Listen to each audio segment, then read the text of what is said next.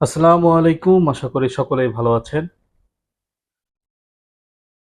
এটি আমার এই চ্যানেলের প্রথম ভিডিও এবং এই ভিডিওতে আমরা আলোচনা করব ফ্রিল্যান্সিং কি, ফ্রিল্যান্সিং কিভাবে করতে হয়, আর ফ্রিল্যান্সিং এর অর্থ কি। তাহলে শুরু করা যাক ইন্ট্রোর পর।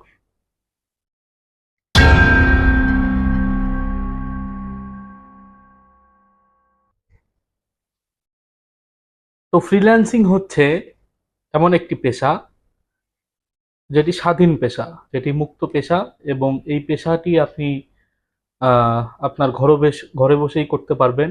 আপনার এর জন্য কোথাও যেতে হচ্ছে না, অফিসের দ্বারে দ্বারে ঘুরতে হচ্ছে না সিভি নিয়ে। আপনাকে শুধু আপনার ডিজিটাল স্কিল বাড়িয়ে আপনার এই ফ্রিল্যান্সিং পেশায় আপনি আসতে পারেন।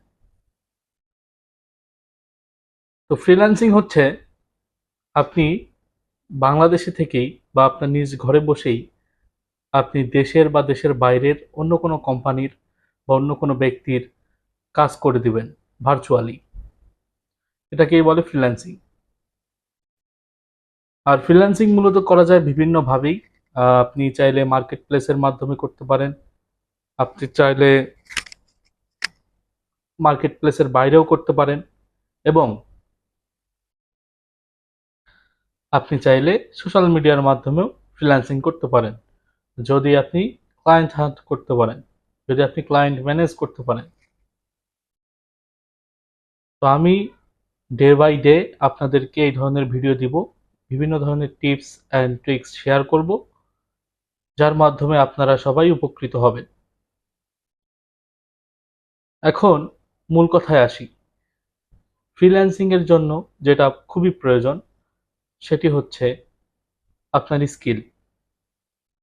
আপনার যদি স্কিল না থাকে, আপনি যত ভালোই গেমিং পিসি সাজান, যত ভালোই আপনি ল্যাপটপ নেন, যত ভালোই আপনি ডিভাইস কিনেন, কোনো লাভ নেই।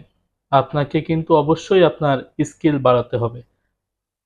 Always focus on your skill development. ঠিক আছে? তো এর পরবর্তীতে আসি, বাংলাদেশের ফ্রিল্যান্সিং এর ভবিষ্যৎ কি। আপনারা সবাই জানেন বাংলাদেশে এখন প্রায় 6 লক্ষ ফ্রিল্যান্সার আছে, এবং রিসেন্টলি বাংলাদেশ একটি শক্ত অবস্থান থেকে একটু নিচে নেমে এসেছে। আহ, আমি যতটা শুনেছি 6 নম্বর থেকে 28 নম্বরে চলে এসেছে। আসলে এটি আসলে এর জন্য দায়ী হচ্ছে বর্তমান সময়ের বিভিন্ন ছাতার মতো গজিয়ে ওঠা কোর্স বিক্রেতারা বা তাবিজ বিক্রেতারা। যে কারণে কি হচ্ছে, যারা যারা স্কিললেস পিপল, তারা মার্কেট প্লেসে এসে তারা অ্যাকাউন্ট খুলছে বা কোনোভাবে ক্লায়েন্ট ম্যানেজ করছে, কিন্তু কাজ করতে পারছে না। অনেকে আছে আবার ক্লায়েন্টের কাছ থেকে টাকা নিয়ে সেই কাজ করতে পারছে না, যে কারণে এই সমস্যাগুলো হচ্ছে।